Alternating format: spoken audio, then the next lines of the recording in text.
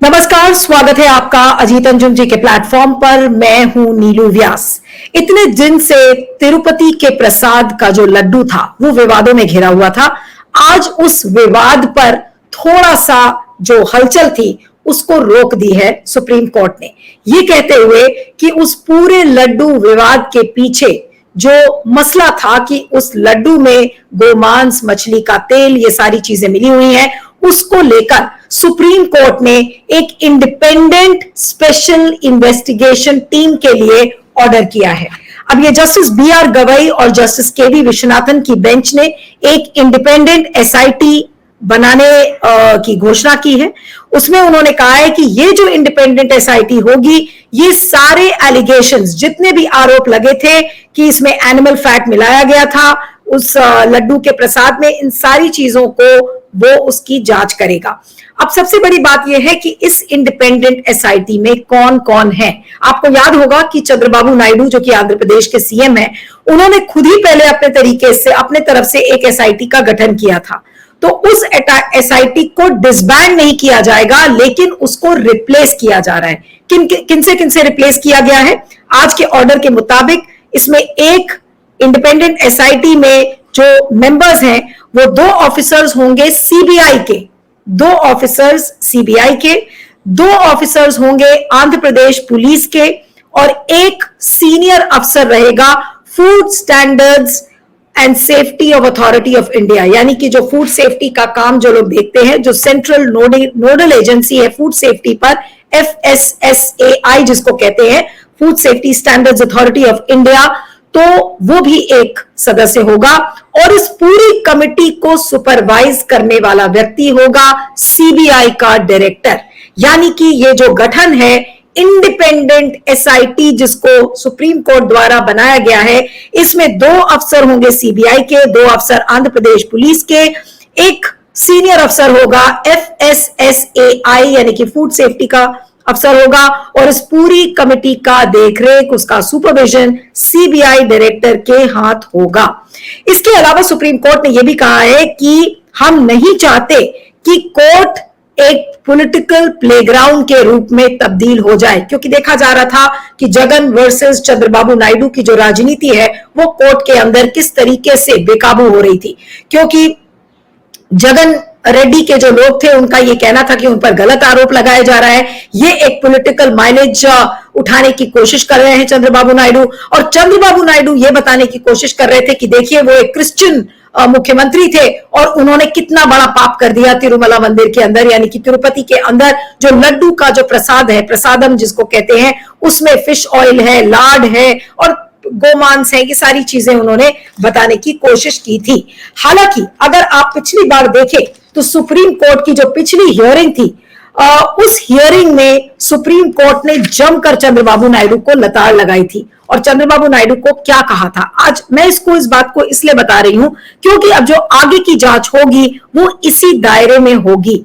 चंद्रबाबू नायडू को पिछले बार supreme court ने यह कहा था कि why did Andhra CM without any conclusive evidence go to the press, यानी कि बिना किसी एविडेंस के आप प्रेस से बात करने क्यों चले गए? क्योंकि आपने ही इसकी जांच के आदेश दिए थे, तो प्रेस में जाने की क्या जरूरत थी? सुप्रीम कोर्ट ने चंद्रबाबू नायडू को लताड़ते हुए यह बात कहा था। और उस समय भी जस्टिस बी.आर. गवई और के.वी. विश्वनाथन की ही बेंच थी जिसने कहा कि what was the need to go to press when CM had ordered an investigation. अब इसके अलावा जो लड्डू के सैंपल्स थे उस पर भी पिछले बार सुप्रीम कोर्ट ने कहा था कि कुछ डिस्क्लेमर्स हैं, और प्राइमा फेसी ये लगता है कि जो घी इस्तेमाल हुआ था वो एक रिजेक्टेड सैंपल था, जिसको ऑलरेडी रिजेक्ट कर दिया गया था। मैं कोट कर रही हूं, क्या उस समय बोला था बेंच ने? There are some disclaimers in the lab report, it is not clear prima facie, it was a rejected ghee which was subjected to test, यानी कि जिस घी की टेस्टिंग हुई थी वो रिजेक्टेड घी था, उसको ऑलरेडी रिजेक्ट कर दिया गया था। और उस समय भी सुप्रीम कोर्ट की बेंच ने ये कहा था कि जो चीफ एग्जीक्यूटिव ऑफिसर है तिरुपति देवस्थानम बोर्ड के, तो उन्होंने भी कहा था कि इस घी में कोई मिलावट नहीं है, adulterated ghee was never used. ये टीडीपी जो टीडीटी के जो अध्यक्ष हैं और जो चीफ एग्जीक्यूटिव ऑफिसर है तिरुपति देवस्थानम बोर्ड के, उन्होंने कहा था कि ये मिलावटी घी इस्तेमाल इसमें नहीं हुआ है। और फिर कोर्ट ने ये कहा था कि भगवान को राजनीति से अलग रखा जाए। ये कहा था gods should be kept away from politics, ये सुप्रीम कोर्ट ने लास्ट टाइम कहा था। तो आज जो सुप्रीम कोर्ट ने एक इंडिपेंडेंट इंक्वायरी का गठन किया है, एक इंडिपेंडेंट एसआईटी की बात कही है, उससे थोड़े दिनों के लिए ये विवाद थम जाएगा। लेकिन ये जो नई एसआईटी बनी है, इसको इन सारी चीजों को ध्यान में रखना पड़ेगा कि क्या वो रिजेक्टेड घी था जिसकी अब वो टेस्टिंग कर रहे हैं, उसी रिजेक्टेड घी सैंपल की इंक्वायरी ये जो इंडिपेंडेंट एसआईटी है वो करेगा।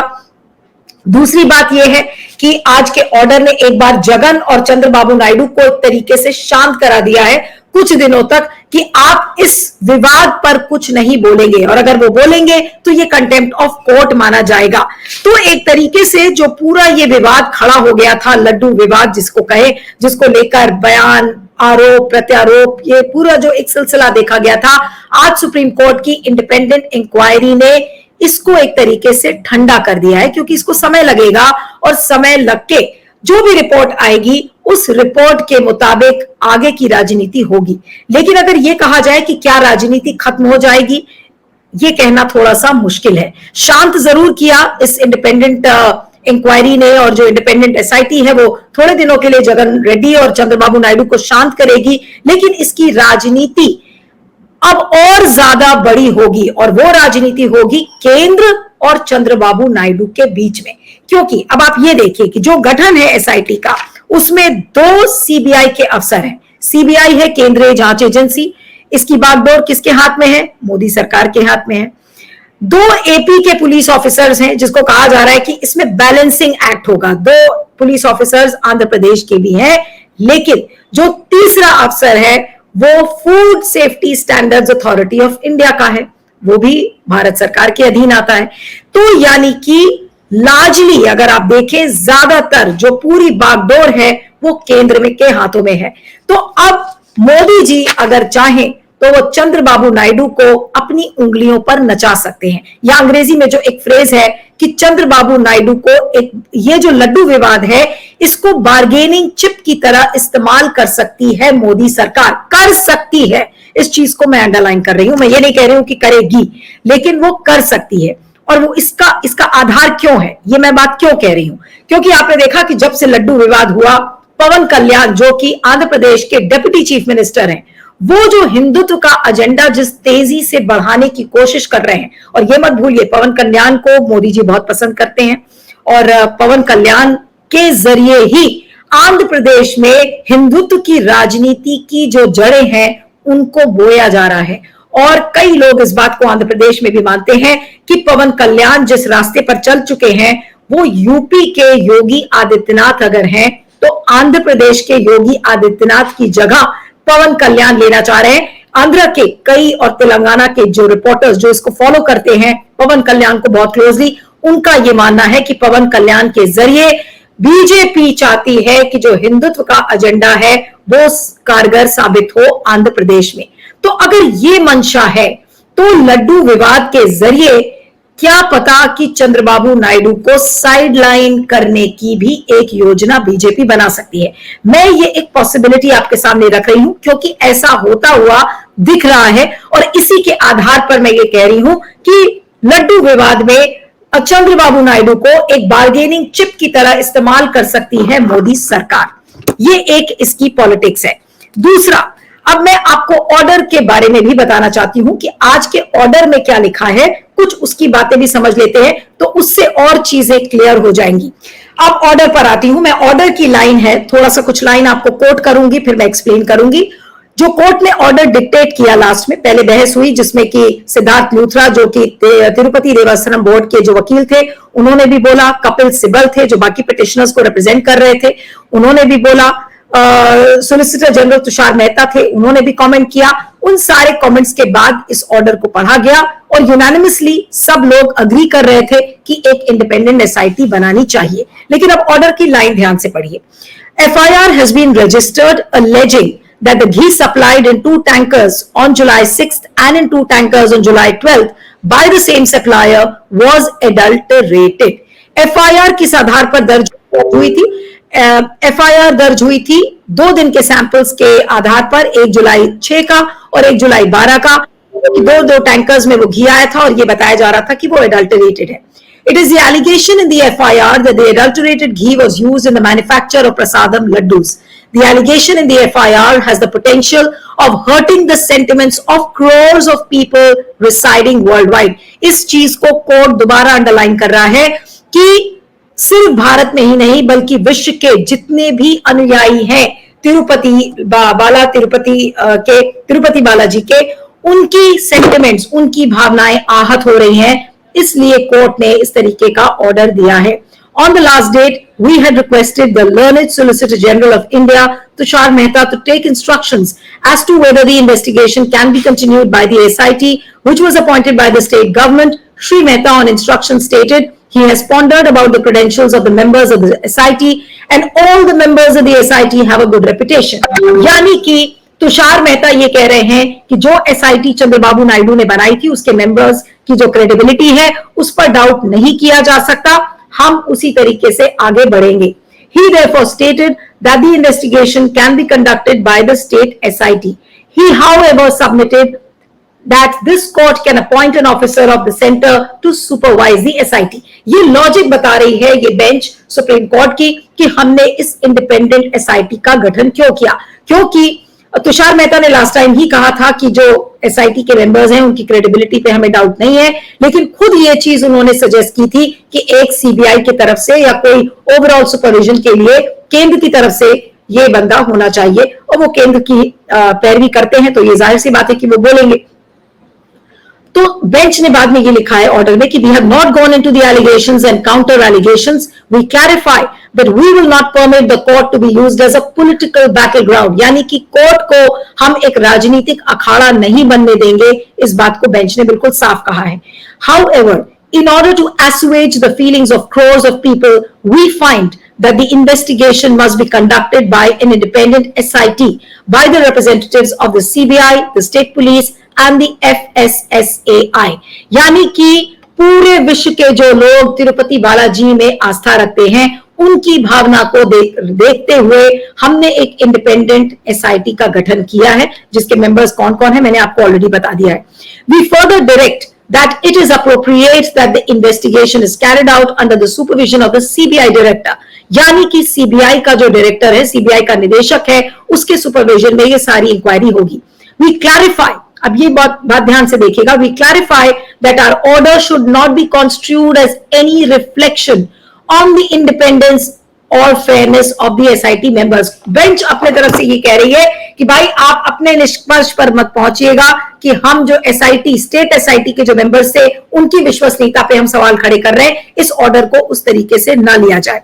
We are passing the order only to assuage the feelings of crores of people having faith in the deity, यानी कि यहां पर सुप्रीम कोर्ट ने एक बार फिर से आस्था को सर्वोपरि किया है और आस्था के चलते उन्होंने एसआईटी, एक इंडिपेंडेंट एसआईटी का गठन किया है, ये कहते हुए कि इस हमारे ऑर्डर को इस चीज पर एक कंक्लूसिव रिमार्क के तौर पर न लिया जाए कि कोर्ट का विश्वास उन एसआईटी में मेंबर्स में नहीं था जो स्टेट द्वारा गठित की गई थी। SIT appointed by the state is now substituted as, यानी कि जो स्टेट की एसआईटी है उसको डिसबैंड नहीं किया गया है, उस स्टेट की एसआईटी में सब्स्टिट्यूशन आ गया है, यानी कि वो रिप्लेस कर दी गई है 2 सीबीआई के अफसरों से, 2 स्टेट पुलिस के अफसरों से और 1 सीनियर ऑफिसर एफएसएसएआई का। तो ये है गठन। और तो ये जो ऑर्डर है ये अपने आप में ये बताता है कि कोर्ट आस्था के मामलों में दोनों राजनीतिक दलों को इस बात का उन्होंने निर्देश दे दिया है कि कोर्ट के अंदर ये राजनीतिक अखाड़ाबाजी हम बिल्कुल चलने नहीं देंगे और एक इंडिपेंडेंट एसआईटी ही इस पूरे मामले को आगे बढ़ाएगी। लेकिन जो मैंने आपसे बात कही थी कि कितनी फेयर होगी ये इंडिपेंडेंट एसआईटी, कुछ लोग इस पर भी सवाल खड़े कर रहे हैं कि भाई सीबीआई केंद्र की एजेंसी है, उस पर कितनी विश्वसनीयता करनी चाहिए, इसको लेकर कोई विवाद है नहीं, इस पे बहुत सारी बहस हो चुकी है, बहुत बार खुद सुप्रीम कोर्ट ये बात कह चुका है। तो क्या लड्डू विवाद की सच्चाई हमारे सामने आएगी इस इंडिपेंडेंट एसआईटी द्वारा जो गठित हुई है उसके द्वारा? ये एक पहला सवाल है, लेकिन मैं किसी कंक्लूजन पर नहीं पहुंच रही हूं, ये मैं बात बिल्कुल साफ कह दूं। मेरी ये कोई टिप्पणी भी नहीं है कोर्ट पर, क्योंकि ये कोर्ट का ऑर्डर है जिसके द्वारा एक इंडिपेंडेंट एसआईटी को गठित किया गया है। लेकिन लोग ये सवाल खड़े कर रहे हैं, और जब मैं लोग कहती हूं तो सोशल मीडिया पर जिस तरीके के कमेंट्स आ रहे हैं उसको लेकर लोग कह रहे हैं कि ये कितनी इंडिपेंडेंट होगी ये inquiry, hope the truth comes out.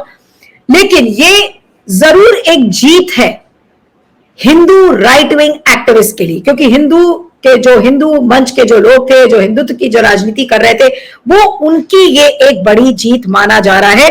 और अगर पॉलिटिकली राजनीतिक तौर पर भी आप देखें तो कोर्ट ने एक ऐसा ऑर्डर दिया है जो हर तरीके से चीजों को बैलेंस कर रहा है केंद्र और चंद्रबाबू नायडू के बीच में भी, क्योंकि आंध्र पुलिस के दो लोग हैं, तो एक बैलेंसिंग एक्ट इस ऑर्डर में नजर आ रही है।